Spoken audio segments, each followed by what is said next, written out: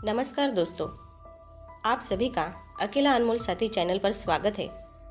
दोस्तों, आदतें अच्छी होती है या बुरी होती है। अच्छी आदतों से हम जीवन में वो सब पा सकते हैं जिनकी हम इच्छा रखते हैं। दूसरी तरफ बुरी आदतें हमसे सब कुछ छीनने की शक्ति रखती है। आदतें हज़ारों तरह की होती है, लेकिन अगर हम किसी भी आदत को ज़रूरत से ज़्यादा दोहराते हैं तो वह बुरी आदत बन जाती है।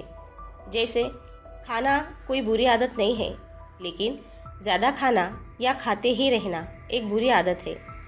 बोलना कोई बुरी आदत नहीं है, मगर ज़्यादा या बेवजह बोलना एक काफ़ी बुरी आदत है।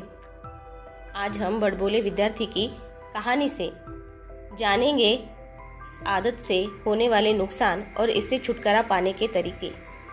दोस्तों, एक बार की बात है, एक गुरु का एक शिष्य बहुत अधिक बोलने की आदत से परेशान रहता था। जब भी वह किसी से मिलने के बाद अपने दोस्तों के सामने उस व्यक्ति के बारे में अपने विचार देना शुरू कर देता। चाहे कोई उससे पूछे या ना पूछे, वह अपने आसपास की लगभग हर चीज़ के बारे में, आश्रम में रहने वाले लगभग हर छात्र और शिक्षक के बारे में अपनी राय बताता। उसकी अपनी सकारात्मक या नकारात्मक राय थी, जिसे वह बिना सोचे समझे लोगों के सामने रख देता। जब भी आश्रम में रहने वाला कोई अन्य छात्र उसके पास कोई समस्या लेकर आता तो वह उसकी पूरी बात सुने बिना उसे सलाह देना शुरू कर देता। वह अक्सर अपने दोस्तों से कहता कि तुम इस काम को ऐसे करो, वो काम ऐसे करो, वो काम ऐसे करना चाहिए। उसे अपने आसपास की चीज़ों के बारे में जो भी आधा अधूरा ज्ञान था, वह बीच बीच में गपशप के दौरान बात करके उस ज्ञान का ढोंग करता था। उसकी इन्हीं हरकतों के कारण आश्रम के किसी भी छात्र या शिक्षक कभी उसे गंभीर से नहीं लेते। अक्सर उसके साथ पढ़ने वाले छात्र उसे दूर रहने की कोशिश करते थे, क्योंकि वह उन्हें हर बात पर सलाह देता था। कोई नहीं चाहता था कि वह उनका दोस्त बने। हर कोई से दूर रहना पसंद करता था और अक्सर आश्रम में रहने वाले अन्य छात्र उसकी पीठ पीछे उसकी इन आदतों के लिए उसका मजाक उड़ाते थे। वह लड़का खुद भी जानता था कि उसके बहुत बोलने की आदत के कारण उसे कोई पसंद नहीं करता। वो भी इस आदत को बदलना चाहता था, लेकिन चाहकर भी हर बात पर अपनी राय देने की आदत नहीं छोड़ पाता था। एक दिन वह अपने गुरु के पास गया और अपनी सारी समस्या गुरु को बताया। गुरु ने कहा, बेटा, वही व्यक्ति ज़रूरत से अधिक बोलता है जो सोचता है कि वह सब कुछ जानता है। ऐसा व्यक्ति जो मानता है कि वह बहुत कम जानता है और अभी भी बहुत कुछ सीखना है, वह कभी भी अधिक नहीं बोलता है और न ही अपनी राय देता है। तो पहले अपने अंदर से यह अभिमान दूर करो कि तुम सब कुछ जानते हो। शिष्य ने गुरु के सामने सिर झुकाया। गुरु ने कहा, बेटा, मैं एक दिन में तुम्हारी बहुत ज़्यादा बात करने की आदत एकदम से ख़त्म नहीं कर सकता। तुम्हें धीरे धीरे अपने अंदर से ये आदत ख़त्म करनी होगी। लेकिन मैं तुमको यह बात ज़रूर बता सकता हूँ कि तुम्हें किन मौक़ों पर चुप रहना चाहिए, ताकि तुम खुद को दुखी होने और किसी बड़ी परेशानी में पड़ने से बच सको। शिष्य ने गुरु की बात से सहमत होते हुए हाँ में सिर हिलाया। गुरु ने कहा, बेटा, इन 5 अवसरों पर प्रत्येक व्यक्ति को अपना मुंह बंद रखना चाहिए। पहला अवसर, जब आपको लगे कि आपकी बातों से कोई आपकी भावनाओं को नहीं समझ सकता, तो उस समय आपको चुप रहना चाहिए। अक्सर हम अपने दुख दर्द लोगों को बताना शुरू कर देते हैं, जबकि हमारे आसपास रहने वाले ज़्यादातर लोगों को इस बात से कोई फ़र्क ही नहीं पड़ता कि हमारे जीवन में क्या चल रहा है। हर व्यक्ति को केवल अपनी परवाह है। वो केवल अपने बारे में बात करना चाहता है। वो केवल अपने बारे में सुनना चाहता है। उसे हमारे जीवन की परेशानियों की कोई परवाह नहीं होती और वो हमारे बारे में सुनना नहीं चाहता है। वो आपकी दुखद कहानी 1 या 2 बार सुन सकता है, लेकिन उसके बाद वो आपसे दूर भागना शुरू कर देगा, क्योंकि कोई भी दुखी होना पसंद नहीं करता है। किसी को भी एक उदास और असहाय व्यक्ति के साथ नहीं चाहिए होता है। इसीलिए अपने कुछ करीबी दोस्तों और परिवार के अलावा किसी को भी अपनी परेशानी कभी न बताएं, क्योंकि अक्सर वे आपकी बातों को समझने के बजाय उनका मजाक उड़ाते हैं।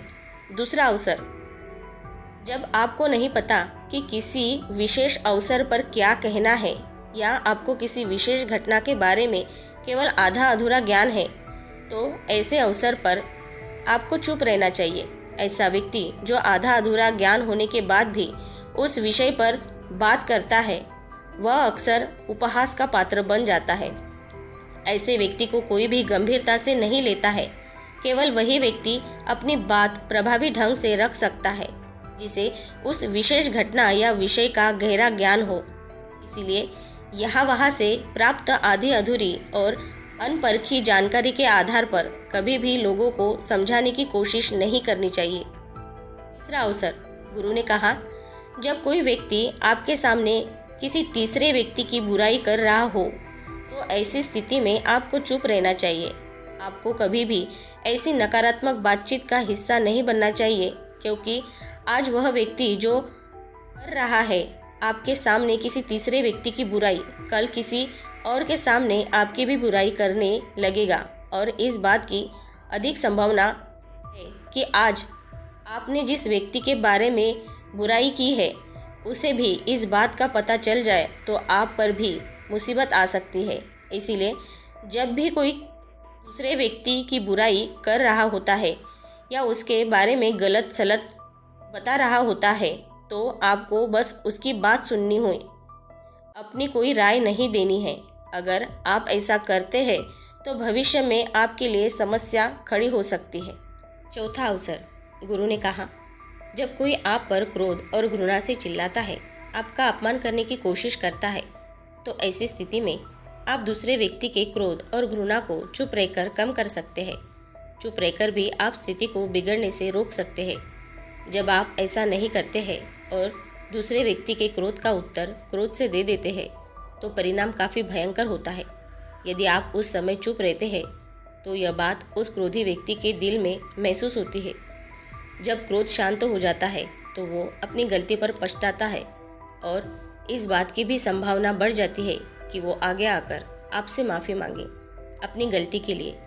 और अगर वो माफ़ी नहीं मांगता है तो वो अंदर से दोषी महसूस करने लगता है और फिर अगली बार आप पर गुस्सा करने या नफरत करने से पहले कई बार सोचता है।